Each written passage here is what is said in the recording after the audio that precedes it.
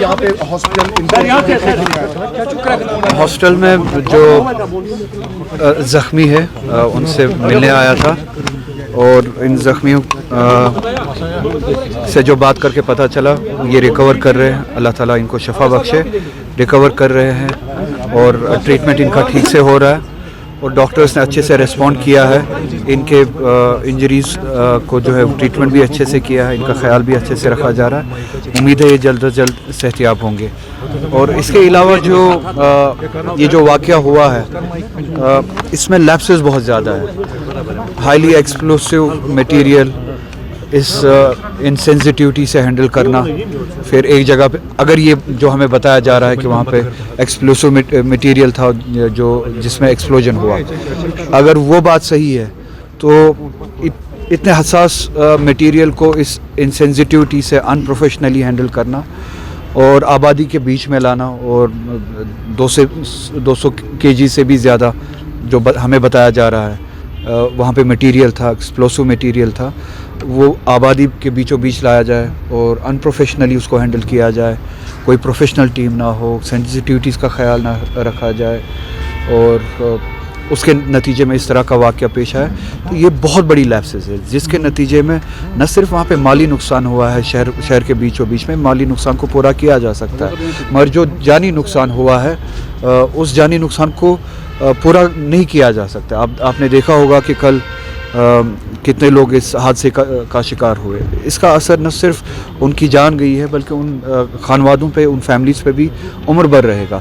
तो जितने भी लैप्सेस है इसमें अगर ये कहा जाता है कि यहाँ पे ये एक्सीडेंटल ये केस है, तो वो लैप्सेस जिस वजह से ये हादसा पेश हुआ, तो अकाउंटेबिलिटी फ़िक्स होनी चाहिए।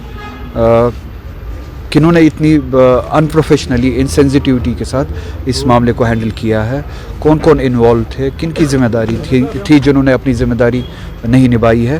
तो एक प्रॉपर रिपोर्ट, इन्वेस्टिगेशन और उसके बाद जो इन लैप्सेस में जो कसूरवार हो उनको अकाउंटेबल बनाना चाहिए।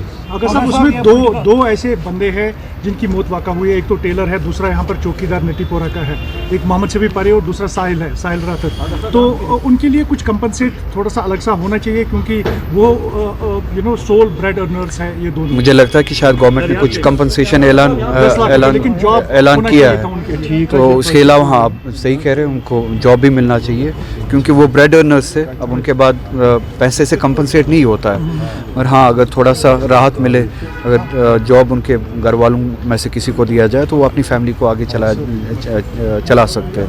मैं भी देखता हूँ अगर MP लैड्स में इसके लिए प्रोविज़न हुआ, क्योंकि जहाँ तक मेरी इल्मियत है प्रोविज़न नहीं है, अगर प्रोविज़न हुआ मैं कोशिश करूँगा कि MP लैड्स में से भी इंजर्ड के लिए भी और जो इस दुनिया से निकल चुके हैं, इस हादसे का शिकार हुए हैं, उनके रिलीफ़ के लिए MP लैड्स में से कुछ दिया जाए।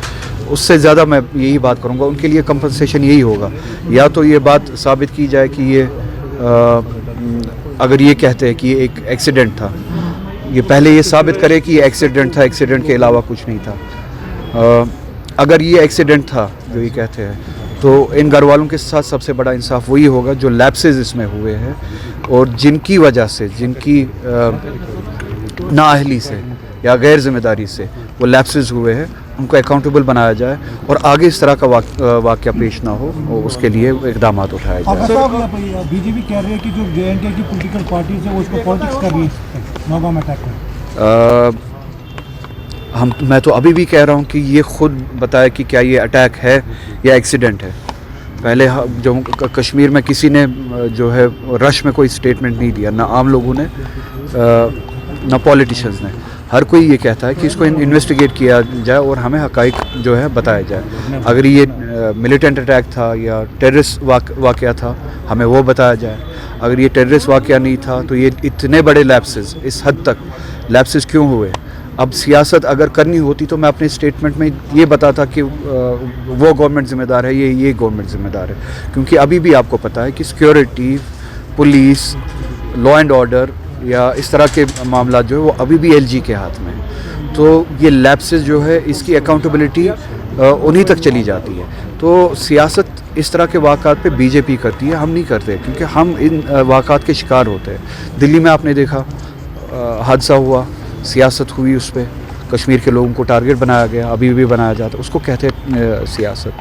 اسی طرح سے پہلگام میں واقعہ ہوا, جموں کشمیر کے لوگ مسلمان اور غیر مسلمان سڑکوں پہ نکلے اس دہشت گردی کے واقعے کے خلاف, اور بی جے پی نے اس پہ سیاست کی, پورے ملک میں سیاست کی اور ہندو مسلم کرنے کی کوشش کی.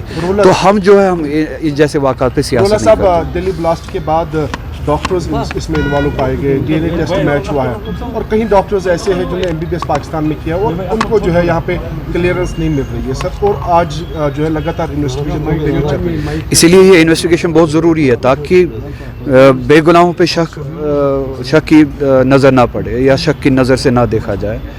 جو قصوروار ہے صرف قصوروار کو ڈھونڈا جائے اور قصوروار کو سزا دی جائے, جو بے گناہ ہے ان کو اس دائرے میں نہ لایا جائے. اسی لیے ہم چاہتے ہیں کہ انویسٹیگیشن ختم ہونے سے پہلے کسی بھی کنکلوژن پہ کوئی بھی نہ پہنچے, ایک پراپر انویسٹیگیشن ہو, فیکٹس کو سامنے رکھا جائے, فیکٹس کی بنیاد پہ ایک نتیجے پہ پہنچا جائے, بے گناہوں کو سزا نہ دی جائے. اگر کسی کی انوالومنٹ ہے اس حادثے میں ان کو سزا دی جائے, یہ پوری عوام اس کے جسٹس کے ساتھ ہے, سزا دی جائے, مگر بے گناہوں کو اس واقعے کے زد میں نہ لایا جائے. گھر گرایا گیا, کس قانون کے حساب سے وہ گھر گرایا گیا؟ گھر کو ڈیمولش کیا گیا.